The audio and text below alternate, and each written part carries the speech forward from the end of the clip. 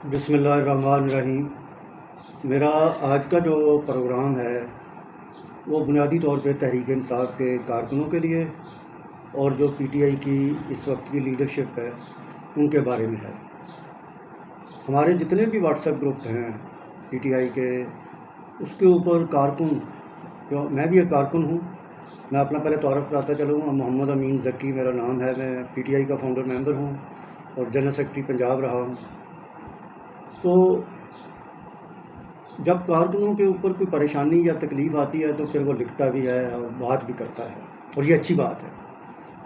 अब पीटीआई की जो लीडरशिप है, इन्होंने जितने भी तहरीक इंसाफ के जो कारकुन जेलों के अंदर बंद हैं, इमरान खान जेल के अंदर हैं, उनकी रिहाई के लिए जो प्रोटेस्ट इन्होंने तरतीब दी है, उसमें आप देखें कि लीडरशिप बहुत पीछे रही है और कारकुन बहुत आगे आए हैं और कारकुनों ने बड़ा एहतजाज किया और आगे बढ़ के गिरफ़्तारियाँ भी दी।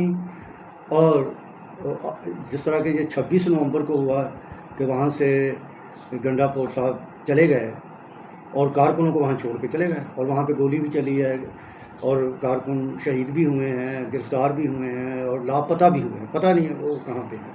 अब उनकी फैमिलीज़ हैं जो वो खामोश हैं।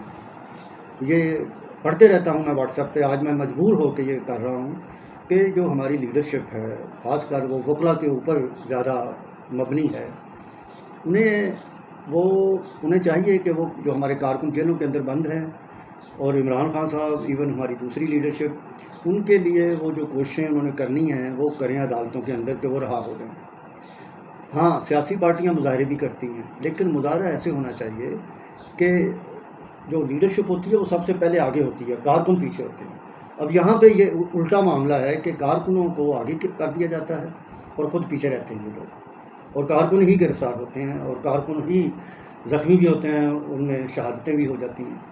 तो अब वो जो गरीब कारकुन मारा जाए या जेलों के अंदर चला जाए, उसकी फ़ैमिली का क्या बनेगा? उसकी फ़ैमिली किस तरह रह रही है, कितनी परेशानियों में रह रही है।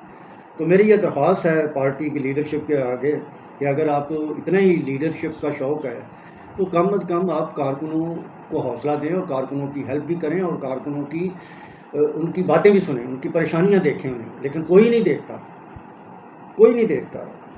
हर मतलब अपना वो लगा हुआ है। इमरान खान को सामने रख के वो मीडिया पे जाते हैं और मतलब कोशिश करते हैं कि हमारा ज़्यादा से ज़्यादा मीडिया के ऊपर है। ये बहुत ही गलत बात है। लीडर तो हमेशा आगे होता है। तो मेरी आज पीटीआई के कारकुनों से भी दरख्वास्त है कि आप ये मुतालबा रखा करें इनके सामने कि जी पहले आप आगे लगें, पीछे हम आएंगे। ये नहीं कि कारकुनों को कह दें कि वहाँ पहुँच जाएँ, लीडरशिप भी पहुँचेगी, ऐसे नहीं, ये गलत हो जाएगा। और अब हमें कारकुनों को ये चाहिए कि वो पीटीआई की जो लीडरशिप है, जो कि वकला के ऊपर मबनी है, उन्हें कहें कि वो केस लड़ें, मुकदमे लड़ें और इमरान खान और दूसरी लीडरशिप को रहा करवाएँ। उनके ये गलत केसेस हैं, उनके बगौर, उनके ज़्यादा केसेस उन्होंने देखे हैं, पढ़े हैं, तो उन्हें पता है। वकला को अगर पता है, मैं जिस दिन इमरान खान गिरफ़्तार हुए थे उस दिन ये अब्दुल लतीफ़ खोसा साहब और एतजाज़ अहसन बार बार प्रेस कॉन्फ्रेंसें कर रहे थे कि 3 दिन बाद इमरान खान बाहर आ जाएंगे, 2 दिन बाद आ जाएंगे, महीने बाद आ जाएंगे। आज 2 साल होने लगे हैं। तो किसकी बात को माने? लीडर झूठ तो नहीं बोलता होता। बात जो सही है वो कारकुनों के आगे रखें। आप 3 दिन का कह के कारकुनों को मोटिवेट तो करते हैं, लेकिन उसके बाद जो तकलीफ़ होती है कारकुन को कि हमारी लीडरशिप इस तरह झूठ बोलती है।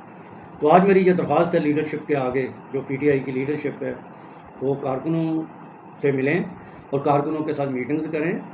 और ये नहीं है कि वो सिर्फ कारकुनों को हुक्म ही दें। और मैं कारकुनों से भी रिक्वेस्ट करता हूँ, सीनियर, जूनियर, नए, पुराने सब दोस्तों से, कि वो इत्तेहाद रखें। तहरीक इंसाफ एक दिन आगे आएगी। पार्टी तो आगे है, लेकिन इस वक्त हम एक मुश्किल में हैं और एक जबर में हैं और उस जबर का मुकाबला हम कर रहे हैं। तो इंशाअल्लाह ताला ये सारी क़यादत इमरान खान समेत सब रहा होंगे एक वक्त में। तो आज मेरा यही मैसेज है कारकुनों के लिए और लीडरशिप के लिए। बस मैं अल्लाह हाफ़िज़ कहता हूँ। आपका बहुत बहुत शुक्रिया।